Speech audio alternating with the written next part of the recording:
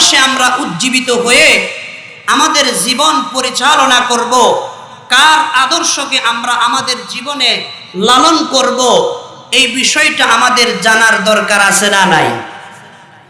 কার আদর্শে আমরা আমাদের জীবন পরিচালনা করব। আজকে দুনিয়ার মানুষ না বুঝার কারণে আমাদের কিছু ভাইয়েরা আছে আদর্শ বানায় বিশিষ্ট রাজনীতিবিদদের আদর্শ লালন করে ওইভাবে নিজেকে গড়ার চেষ্টা করে। আবার আমাদের কিছু ভাইয়েরা আছে যারা দুনিয়াতে যেই সমস্ত খেলোয়াড় আছে এই খেলোয়াড়দেরকে তাদের আদর্শ বানায়া ওই খেলোয়াড়দের নাহজায় তরিকায় তাদের জীবন পরিচালনা করার চেষ্টা করে। আবার কিছু ভাইয়ারা আছে তাদের আদর্শ হলো নায়ক নায়িকাদের আদর্শ, তাই নায়কদেরকে আদর্শ বানায়, নায়িকাদেরকে আদর্শ বানায়া নিজের শরীরটাকে ওইভাবে ওই কোয়ালিটিতে করার চেষ্টা করে, নিজের ড্রেসার, নিজের জামা কাপড় সবগুলোকে ওই নায়কের মতো করার চেষ্টা করে। বলেন তো এমন মানুষ আমাদের সমাজে, আমাদের গ্রামগঞ্জে, আমাদের এলাকায় আছে না নাই? এক একজনকে আদর্শ বানায় নিয়েছে। আমরা মুসলমান জাতি, আমরা নবী মুহাম্মদুর রাসূলুল্লাহ সাল্লাল্লাহু আলাইহি ওয়াসাল্লামের উম্মত। আমাদের আদর্শ কি হবে? কার আদর্শ আমরা লালন করে নিজের জীবনকে পরিচালনা করার চেষ্টা করব, ওই লোকটা তো আমাদের জানা থাকতে হবে। জানা না থাকার কারণে আজকে আমাদের সমস্যা। দেখা যায় এক একজনের আদর্শ গ্রহণ করিয়া খেলোয়াড়রা নিজেদেরকে যেভাবে শরীরকে সাজায়, দাড়ি যেইভাবে কাটে, মোষ যেভাবে রাখে, চুল যেভাবে কাটে, আমাদের কিছু ভাইয়েরা ওই খেলোয়াড়দের মতো নিজের জীবনকে, নিজের শরীরটাকে ওইভাবে সাজানোর চেষ্টা করে। সম্মানিত ভাইয়েরা আমার, আমাদের আদর্শ কে? আল্লাহ পাক রব্বুল আলামিন আমাদেরকে কালামে হাকিমের মধ্যে জানায় দিয়েছেন, হে আমার বান্দা বান্দিরা, তোমাদের আদর্শ খেলোয়াড় না, তোমাদের আদর্শ বিশিষ্ট রাজনীতিবিদ নয়, তোমাদের আদর্শ বিভিন্ন নায়ক নায়িকারা নয়, তোমাদের আদর্শ কে? আল্লাহ বলেন আমার তেলাওয়াতকৃত আয়াতে, সূরা আহজাব 21 নম্বর আয়াত, আল্লাহ বলেন লাকাদ কানা লাকুম ফি রাসূলিল্লাহ উসওয়াতুন হাসানাহ। আল্লাহ বলেন হে আমার বান্দা বান্দিরা, নিশ্চয় আমি আল্লাহ তোমাদের জন্য উত্তম আদর্শ রাখছি, উত্তম নমুনা রাখছি মুহাম্মদুর রাসূলুল্লাহ সাল্লাল্লাহু আলাইহি ওয়াসাল্লামের আদর্শে। সুবহানাল্লাহ। লিমান কানা ইয়ারজুল্লাহ, যে আল্লাহ পাক রব্বুল আলামিনের উপরে আশা রাখে, একদিন আল্লাহ পাক রব্বুল আলামিনের সাথে মুলাকাত হবে, আল্লাহ পাক রব্বুল আলামিনের বান্দা হিসেবে স্বীকার করে, ওয়াল ইয়াউমাল আখির, এবং পরকালের প্রতিও বিশ্বাস তার আছে। বলেন তো আমাদের আল্লাহর উপরে বিশ্বাস আছে না নাই? আমরা ইমানদার না বেঈমান? ইমানদার হওয়ার কারণে আল্লাহ পাক রব্বুল আলামিনের উপরে আমাদের বিশ্বাস 100% আছে নাকি 99%? বলেন না 100% আছে না? আমরা আমাদের রব মানি কাকে? যিনি আসমান বানাইছেন, জমিন বানাইছেন, গোটা মাখলুকাত সব কিছুকে সৃষ্টি করেছেন, আমরা ওনাকে মানি। এবং পরকাল বলতে একটা কাল আছে, ওইটাও আমরা মানি কি মানি না? বলেন। আমাদের মৃত্যুর পরে আমাদেরকে কিয়ামতের ময়দানে উঠতে হবে, জান্নাত নসিব জাহান্নাম একটা না একটা আমাদের সামনে আছে। এই কথাগুলো আমাদের বিশ্বাস হয় কি হয় না? বলেন। হয়তো ইনশাআল্লাহ। বলেন হয় কি না? এরপরে আল্লাহ বলেন ওয়াযাকারাল্লাহা কাসীরা, যারা আল্লাহরে স্মরণ করে বেশি বেশি, যারা আল্লাহর কথা স্মরণ রাখে, আল্লাহকে বেশি করে স্মরণ করে, পরকালের প্রতি বিশ্বাস স্থাপন করে, আল্লাহর প্রতি বিশ্বাস স্থাপন করে, এই সকল লোকগুলোর জন্য আল্লাহ বলেন আমি একটা আদর্শ বানায় দিয়েছি। এই আদর্শে তারা জীবনকে পরিচালনা করবে। ওই আদর্শটা হলো নবী মুহাম্মদুর রাসূলুল্লাহ সাল্লাল্লাহু আলাইহি ওয়াসাল্লামের আদর্শ। আল্লাহু আকবার। মুসলমান ভাইয়েরা আমার, বুঝে থাকলে বলবেন আমাদের আদর্শটা কার আদর্শ? একটু বলেন না, কার আদর্শ? মুহাম্মদুর রাসূলুল্লাহ সাল্লাল্লাহু আলাইহি ওয়াসাল্লামের আদর্শের ভিতরে আল্লাহ পাক আমার আপনার জন্য উত্তম নমুনা, উত্তম আদর্শ রাখছেন। এজন্য নবী মুহাম্মদুর রাসূলুল্লাহ সাল্লাল্লাহু আলাইহি ওয়াসাল্লামের আদর্শে আদর্শবান হওয়া আমাদের জন্য জরুরি, আমাদের জন্য এটা ওয়াজিব, এটা অবশ্যই পালন করতে হবে। প্রিয় ভাইয়েরা আমার, আল্লাহ পাক রব্বুল আলামিন নবী মুহাম্মদুর রাসূলুল্লাহকে আমাদের আদর্শের জন্য নীতি নির্ধারণ করে দিয়েছেন। ওনার আদর্শ আমাদেরকে পালন করতে হবে। একটা মানুষের আদর্শ পালন করতে হলে আপনি যার আদর্শ পালন করবেন ওই লোকটার জন্য আপনার দিলে মায়া, ওই লোকটার জন্য আপনার দিলে মোহাব্বত থাকার দরকার আছে না নাই? বলেন না, দরকার আছে না নাই? আপনার দিলে যদি ওই লোকটার প্রতি মায়া থাকে, ওই লোকটার প্রতি মোহাব্বত থাকে, তাহলে অবশ্যই আপনি তার আদর্শ গ্রহণ করবেন। আর যদি তার জন্য আপনার দিলে মায়া না থাকে, আপনি তার আদর্শকে প্রত্যাখ্যান করবেন। এটাই সিস্টেম। যেমন আমরা দেখতে পাই আমাদের সমাজের যেই সকল ভাইয়েরা ব্রাজিলকে মোহাব্বত করে, আর্জেন্টিনার খেলোয়াড়দেরকে মোহাব্বত করে, এদের গেঞ্জি গায়ে লাগায়, এদের পতাকা নিজের বাড়িতে উঠায়, এই যা করে তাদের জন্য কি বুঝায়? সে আর্জেন্টিনা ব্রাজিলকে ভালোবাসে নাকি ভালোবাসে না? বলেন না, কোনটা? ভালোবাসা আছে না নাই?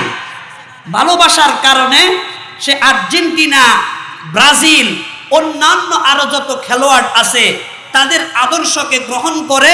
আগে তার দিলের মধ্যে তার জন্য মায়া, তার জন্য মোহাব্বতটা বসছে, এজন্য তার আদর্শ তার কাছে ভালো লাগে। আমার ভাইয়েরা, আদর্শ পালন করতে হলে ওই লোকটার মায়া, ওই লোকটার মোহাব্বত আপনার দিলে বসতে হবে। দিলে মোহাব্বত না বসলে আদর্শ পালন করা, ওই লোকটার নাহজার উপরে চলা আপনার জন্য আমার জন্য কঠিন হয়ে যাবে। এখন বলুন তো, আল্লাহর নবীর জন্য মায়া, আল্লাহর নবীর জন্য মোহাব্বত আমাদের দিলে আছে না নাই? মোহাব্বত থাকলে আদর্শ পালন করা সহজ। কেন? আরেফে রুমি বলেন, আজ মোহাব্বত তলখে হাসিরি সওয়াদ, আজ মোহাব্বত তলখে হাসিরি সওয়াদ, ওয়াজ মোহাব্বত মিশ্র দরগম হালুয়া সওয়াদ, ওয়াজ মোহাব্বত দর্দ গম হালুয়া সওয়াদ। আরেফে রুমি বলেন, মোহাব্বতের কারণে মানুষ আরেকজনের ভক্ত হয়ে যায়, অন্যের জন্য আসক্ত হয়ে যায়। মোহাব্বতের কারণে তিতা জিনিসও মিষ্টি হয়ে যায়। মোহাব্বতের কারণে লোহা মোমের মতো নরম হয়ে যায়। বলেন কিসের কারণে? মোহাব্বতের কারণে। এই নবী মুহাম্মদুর রাসূলুল্লাহ সাল্লাল্লাহু আলাইহি ওয়াসাল্লামের আদর্শ পালন করতে হলে ওনার মোহাব্বত আমাদের দিলের মধ্যে জায়গা দিতে হবে। মোহাব্বত জায়গা না দিয়া ওনার আদর্শ পালন করা সম্ভব হয় না। আর ওনার মোহাব্বত দিলে জায়গা না দিলে ইমানদারও হওয়া যায় না। বলেন না, কি হওয়া যায় না? ইমানদারও হওয়া যায় না। নবীর মোহাব্বত দিলে, লালন না করলে ঈমান আপনার আমার পূর্ণ হবে না। এজন্য আল্লাহর পয়গম্বর হাদিসের মধ্যে ডাক দিয়া বলেন, উম্মত আমার, লা ইউমিনু আহাদুকুম হাত্তা আকুনা আহাব্বা ইলাইহি মিন ওয়ালিদিহি ওয়া ওয়ালাদিহি ওয়ান নাসি আজমাইন। এটা প্রসিদ্ধ হাদিস। আল্লাহর নবী বলেন, তোমরা ততক্ষণ পর্যন্ত পরিপূর্ণ ঈমানদার হতে পারবে না যতক্ষণ পর্যন্ত তোমার দিলে আমি মুহাম্মদের জন্য মায়া ওই পরিমাণ না হবে, কি পরিমাণ? তোমার আত্মীয় স্বজন, ভাই বেরাদার, তোমার মা বাবা, ছেলে সন্তান, গোটা কায়নাতের সব কিছুর চেয়ে আমার মোহাব্বত তোমার দিলের মধ্যে যতক্ষণ পর্যন্ত বেশি না হবে ততক্ষণ পর্যন্ত তুমি খাঁটি ইমানদার হতে পারবে না। প্রিয় ভাইয়ারা আমার, এখান থেকে আমরা বুঝতে পারলাম আল্লাহর নবীর জন্য আমাদের মায়া, আমাদের মোহাব্বত থাকার দরকার আছে না নাই? কিন্তু আমাদের দিলে নবীর জন্য মোহাব্বত বর্তমানে আছে, ওই পরিমাণ নাই। আলহামদুলিল্লাহ, কিছু মানুষ আছে নবীর জন্য মায়া, নবীর জন্য মোহাব্বত, নবীর জন্য জীবন দিতে প্রস্তুত আছে। আবার কিছু ভাই আছে মোহাব্বতের দাবিদার, বাস্তবে মিথ্যা। এজন্য আমরা দেখতে পাই 12ই রবিউল আউয়ালে এক গ্রুপ মিছিলে নামে, জুলুসে নামে, নাম দেয় আমরা খাঁটি আশেকে রাসূল। দেখতে দেখা যায় এক একটাকে গাঞ্জাখোরের মতো, এক একটাকে বড় বড় সন্ত্রাসীর মতো, এক একটার চুলের দিকে তাকাইলে বোঝা যায় এগুলা ইয়াহুদির ডিম থেকে ফুটা বাচ্চা, এক একটার মুখের দিকে তাকাইলে বোঝা যায় এগুলা নাসারাদের তৈরি, এক একটার দিকে তাকাইলে বোঝা যায় এরা হিন্দুয়ানি পদ্ধতি অবলম্বন করতেছে, আল্লাহর নবীর মোহাব্বতের দাবিদার, কিন্তু বাস্তবে মোহাব্বত নাই, বাস্তবে ভণ্ডামি। এমন কিছু মানুষ আমাদের সমাজে বলেন তো আছে না নাই? मोहब्बत की जुनूबा की नहीं है, मोहब्बत की जुनूबा की नहीं है, मुसलमानों में खूबा की नहीं है, सफ़ी का दिल फरेशा सजदा बेज़ौक़ के जुज़्बे अंदरो बाकी नहीं है। ओ मुसलमान भाइरा, दार्शनिक कवि আল্লামা ইকবাল মরহুম তিনি বলেন মানুষ মোহাব্বতের দাবিদার, কিন্তু বাস্তবে নবীর মোহাব্বত যেটার দ্বারা বোঝা যাবে ওটা নিয়ে মানুষ নাই। মোহাব্বত কি জুনু বাকি নেহি হ্যায়, মুসলমানোं में खूबा की नहीं है, सफ़ी का दिल फरेशा सजदा बेज़ौक़ के जुज़्बे अंदरू बाकी नहीं है। দুনিয়াতে সাহাবায়ে کرام যেইভাবে আল্লাহর পয়গম্বরের জন্য মোহাব্বত দেখায়া নামাজ পালন করেছেন, রোজা রাখছেন, সুন্নতগুলা পালন করেছেন, আজকে দেখা যায় আমাদের মাঝে ওই পরিমাণ নবীর ভালোবাসা, নবীর মোহাব্বত নাই। এই কারণে আমাদের সকালও গলত, বিকালও গলত। আমরা সকালবেলা যেই কাজ করি নবীর তরিকার বহির্ভূত। তু কুজাও সুন্নতে আহমদ কুজা, तू कुजा व सुन्नते अहमद कुजा, बा मुहम्मद कई बुअद निस्बत तुरा कार शयता मी कुनी नामत वली गरवली ই নাস্তে লানত বরওয়ালি। ও মুসলমান ভাইয়েরা, আমাদের সকাল বেলাটা উল্টা, বিকাল বেলাটাও উল্টা, দুপুর বেলাটাও উল্টা। আমাদের খাবার দাবারের মধ্যে নবীর তরিকা নাই, আমাদের চলাফেরার মধ্যে নবীর তরিকা নাই, আমাদের ব্যবসা বাণিজ্যের মধ্যে নবীর তরিকা নাই, আমাদের নামাজটাও মন মতো পড়তে আসি, নবীর সুন্নতের কোনো খেয়াল নাই। কথা বলেন হয় কি হয় না? এগুলা হলো নবীর জন্য মোহাব্বত যেই পরিমাণ থাকার দরকার ওই পরিমাণ আমাদের দিলে নবীর মোহাব্বতকে আমরা লালন করতে পারি না। আমার মুসলমান ভাইয়েরা, কোরআন হাদিসের কথা অনুযায়ী বোঝা যায় আল্লাহর হাবিবের জন্য আমাদের মায়া, আমাদের মোহাব্বত থাকার দরকার আছে না নাই? জোরে বলেন না, আছে না নাই? আল্লাহর পয়গম্বরের মোহাব্বত আমাদের দিলের মধ্যে থাকা এটা ঈমানের আলামত। আল্লাহর পয়গম্বরের মোহাব্বত দিলে না থাকলে এটা হবে নেফাকিয়তের আলামত, এটা হবে মুনাফিকের আলামত। মুসলমান ভাইয়েরা আমার, তাহলে আমি বলতে চাই আল্লাহর নবীকে আমাদের মোহাব্বত করা লাগবে কি লাগবে না? এখন আসুন, নবীকে আমি আপনি মোহাব্বত করব, কোন কারণে মোহাব্বত করব? মানুষ মোহাব্বত করে, মোহাব্বতের 4টা কারণ আছে।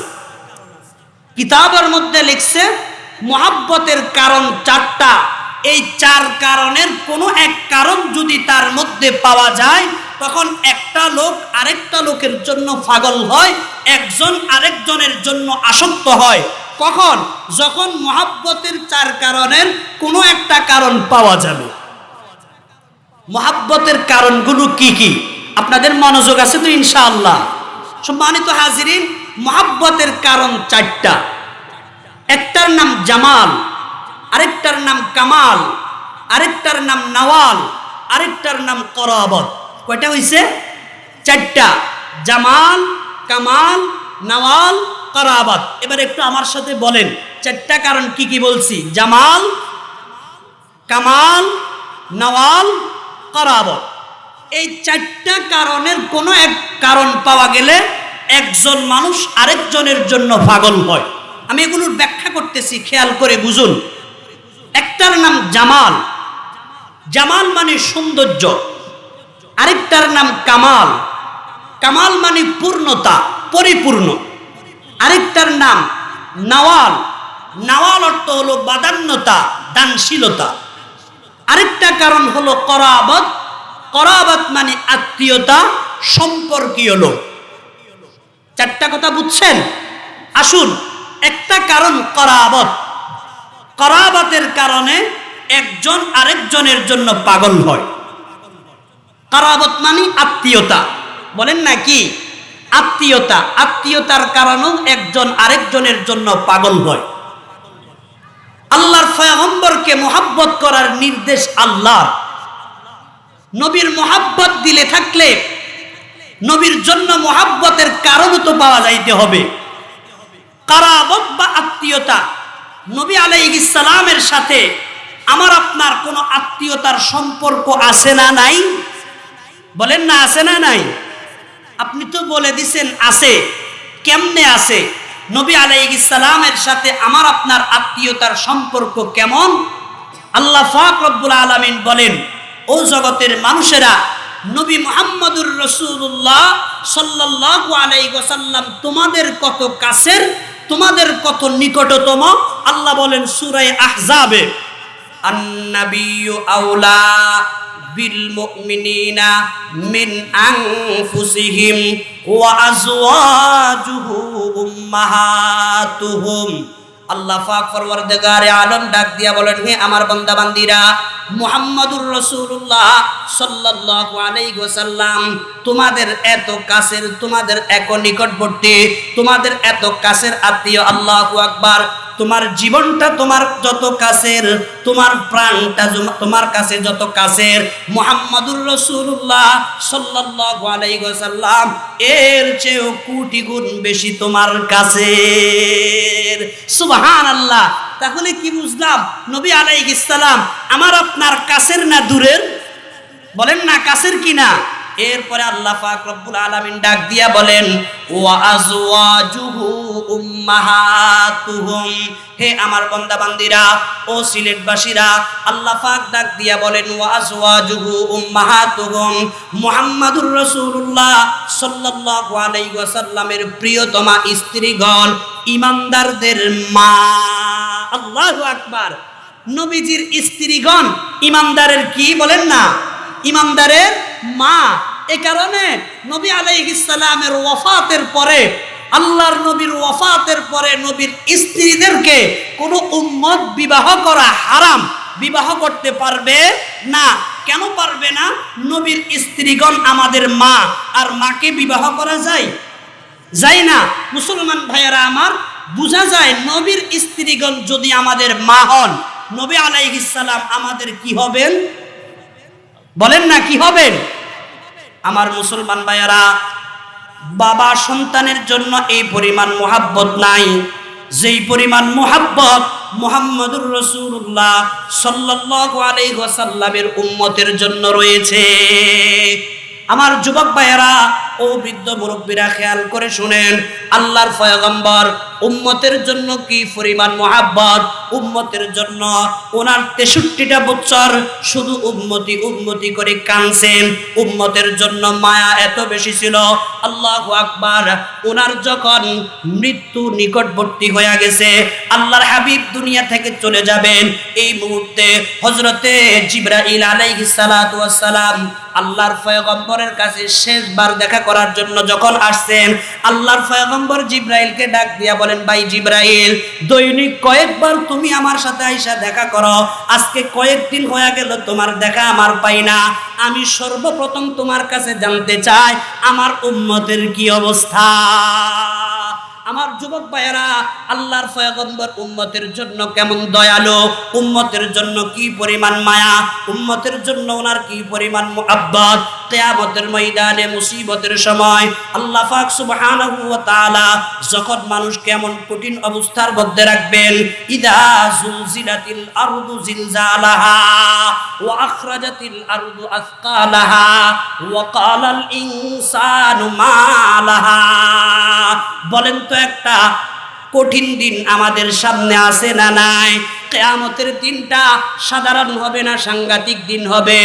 জোরে বলেন না, সাধারণ হবে না, ভয়ানক দিন। মুসলমান ভাইয়েরা আমার, যেদিন আল্লাহ পাক রব্বুল আলামিন সূর্যটাকে মানুষের নিকটবর্তী করে দিবেন, সূর্য তার 12টা মুখে তাপ দিতে থাকবে। 12টা মুখে তাপ দেওয়ার কারণে মানুষগুলা পাগলের মতো হয়ে যাবে, জমিনটা তামার হবে, তামার জমিনে দাঁড়ান থাকার মতো শক্তি কারো থাকবে না। মানুষ আল্লাহু আকবার সূর্যের তাপের কারণে শরীর থেকে গাব নির্গত হতে থাকবে। গাব নির্গত হইতে হইতে এক পর্যায়ে কারো হাঁটু পর্যন্ত গাম হয়ে যাবে, কারো কোমর পর্যন্ত গাম হয়ে যাবে, কারো বুক পর্যন্ত গাম হয়ে যাবে। আবার কেউ কেউ গামের মধ্যে সাঁতার কাটতে থাকবে। এই কঠিন মুহূর্তে সমস্ত হাসরবাসীরা যখন দেখবে আল্লাহু আকবার, নিস্তার পাওয়ার মতো কোনো উপায় নাই, এই মুহূর্তে সবাই আব্বাজান হযরতে আদম আলাইহিস সালামের কাছে যাবে। যাইয়া বলবে, আব্বা, আপনার কাছে আমরা একটু আসছি আশা ভরসা নিয়া। আব্বাজান ডাক দিয়া বলবেন, কি আশা নিয়ে আসছো? সমস্ত হাসরবাসীরা ডাক দিয়া বলবে, আব্বাজান, আল্লাহ পাক আজকে সেই পরিমাণ নারাজ হয়ে গেছে, আল্লাহু আকবার, হাসরের ময়দানে দাঁড়ায় থাকার মতো শক্তি আমাদের নাই। আল্লাহ পাকের কাছে একটু সুপারিশ করেন, আল্লাহ পাক যেন হাসরের কার্যক্রম শুরু করে দেন, হিসাবের কার্যক্রম শুরু করে দেন। বাবা আদম আলাইহিস সালাম ডাক দিয়া বলবেন, হে আমার সন্তানেরা, তোমাদেরকে আমি সন্তান হিসাবে আল্লাহু আকবার নিশ্চিত করতেছি, তবে আজকে আল্লাহ পাক রব্বুল আলামিনের কাছে সুপারিশ করার মতো ক্ষমতা আমি আদমের নাই। আল্লাহ পাক আজকে এত নারাজ, আল্লাহ পাক রব্বুল আলামিন আজকে এত রাগান্বিত, আল্লাহ পাকের সাথে কথা বলার মতো ক্ষমতা আমি আদমের নাই। যাও তোমরা নূহ আলাইহিস সালামের কাছে। সবাই হযরতে নূহ আলাইহিস সালামের কাছে যেতে থাকবে। নূহ আলাইহিস সালাম ডাক দিয়া বলবেন, হে আল্লাহর বান্দারা, আজকে আল্লাহ পাক এত নারাজ হয়ে রইছেন, আমি নূহ আল্লাহর সাথে কথা বলার মতো সেই ক্ষমতা আমার নাই, তোমাদের জন্য আমি সুপারিশ করতে পারবো না। সাফ জানায়া দিলাম, যাও তোমরা হযরত ইব্রাহিম আলাইহিস সালামের কাছে। সমস্ত হাসরবাসীরা হযরত ইব্রাহিম আলাইহিস সালামের কাছে আসতে থাকবে। ইব্রাহিম আলাইহিস সালাম হাসরবাসীকে দেইখা বলবেন, হে আল্লাহর বান্দা বান্দিরা, আজকে আল্লাহ পাক এত নারাজ হয়ে রইছেন, আল্লাহ পাক সুবহানাহু ওয়া তাআলার কাছে সুপারিশ করার মতো ক্ষমতা আমি ইব্রাহিমের নাই। আমার মুসলমান ভাইয়েরা, আম্বিয়া কেরাম যদি কিয়ামতের ময়দানে অপারগতা স্বীকার করে, যদি বলে আমাদের পক্ষে সুপারিশ করার ক্ষমতা নাই, বলেন তো আজকে দুনিয়ার বুকের মধ্যে যারা মনে করে আমাদেরকে আমার পীর বাবা বাঁচায়া দিবে, তাদের কোনো অস্তিত্ব থাকবে কি থাকবে না? এজন্যই তো এক গ্রুপ কয়, কেরামান কাতিবিন, রোজ হাসরের দিন আল্লাহর দরবারে যদি করে অভিযোগ, আমরা বলবো দুনিয়ায় ছিলাম খাজা বাবার লোক। বলেন না নাউজুবিল্লাহ, আছে না নাই? সেই দিন আল্লাহর পয়গম্বরদের যদি অবস্থা ভয়ানক হয়, বলেন তো অন্যান্য পীর বাবার হালত তো ভয়ানক, আরো মারাত্মক ভাবে হবে। হযরত ইব্রাহিম আলাইহিস সালাম বলবেন, যাও তোমরা মুসার কাছে। সবাই মুসা আলাইহিস সালামের কাছে আসবে। মুসা আলাইহিস সালাম ডাক দিয়ে বলবেন, হে আল্লাহর বান্দারা, আল্লাহ পাক আজকে যেই পরিমাণ নারাজ হয়ে রয়েছেন, রাগান্বিত হয়ে রয়েছেন, আল্লাহ পাক রব্বুল আলামিনের সাথে কথা বলার মতো ক্ষমতা আমি মুসারও নাই। যাও তোমরা হযরত ঈসা আলাইহিস সালাম সালামের কাছে সবাই সারিবদ্ধভাবে দলবদ্ধভাবে ঈসা আলাইহিস সালামের কাছে আসবে।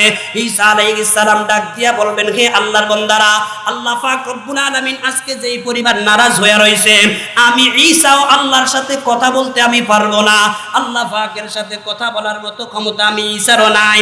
যাও তোমরা মুহাম্মদুর রাসূলুল্লাহ সাল্লাল্লাহু আলাইহি ওয়াসাল্লামের কাছে আজকে হাসরের মধ্যে কিয়ামতের ময়দানে মুসিবতের সময় সুপারিশ যদি কেউ করতে পারেন, একজনেই পারবেন, তার নাম মুহাম্মদুর রাসূলুল্লাহ সাল্লাল্লাহু আলাইহি ওয়াসাল্লাম।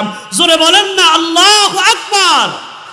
খেয়ালে আরিফা বাসদ মুহাম্মদ, খেয়ালে আরিফা বাসদ মুহাম্মদ, জামালে দিলগেরা বাসদ মুহাম্মদ, ফলক রারো হেজা বাসদ মুহাম্মদ, জমিরা ইজ্জত শাহ বাসদ মুহাম্মদ, জমিরা ইজ্জত শাহ বাসদ মুহাম্মদ। ও মুসলমান ভাইয়েরা, আজকে যে সূর্য আমরা দেখতেছি আল্লাহ পাকের নিয়ামত, এই সূর্যটা আল্লাহ পাক বানাইছেন মুহাম্মদুর রাসূলুল্লাহর ওসিলায়, দুনিয়াকে বানাইছেন আল্লাহ পাক মুহাম্মদুর রাসূলুল্লাহর ওসিলায়। পৃথিবীর মধ্যে যত গাছপালা তরুলতা আছে সবগুলাকে আল্লাহ পাক রব্বুল আলামিন নিয়ামত স্বরূপ বানাইছেন মুহাম্মদুর রাসূলুল্লাহ সাল্লাল্লাহু আলাইহি ওয়াসাল্লামের ওসিলায়। সুবহানাল্লাহ। ও আমার মুসলমান ভাইয়েরা, সবাই হযরত রাসূল কারীম সাল্লাল্লাহু আলাইহি ওয়াসাল্লামের কাছে যাবে। আল্লাহর হাবিব ওই সময় মাকামে মাহমুদের মধ্যে সিজদার মধ্যে পড়ে থাকবেন, ডাক দিয়া বলবেন, ইয়া আল্লাহ, আমার উম্মতকে বাঁচান, আমার উম্মতকে বাঁচান। আল্লাহ পাক রব্বুল আলামিন মুহাম্মদুর রাসূলুল্লাহ সাল্লাল্লাহু আলাইহি ওয়াসাল্লামকে ডাক দিয়া বলবেন, হে আমার পয়গম্বর, আপনি মাথাটা উঠান, ইরফা রাসাকা, আপনি আপনার মাথাটা উঠান। সারা জীবন আপনি উম্মতের জন্য ক্রন্দন করেছিলেন, এই কোরআনের জন্য আপনি কাঁদছেন। আজকে আপনার কাঁদার জায়গা না, এখানে কাঁদার মতো কোনো অবস্থা নাই, এখানে আপনি কাঁদতে পারবেন না। আজকে আপনি আমার কাছে যেই সুপারিশ করবেন, আমি রব্বুল আলামিন আজকে আপনার সুপারিশকে পূর্ণতা দিয়া আমি আল্লাহ আপনার সুপারিশকে কবুল করে ফেলবো। সুবহানাল্লাহ।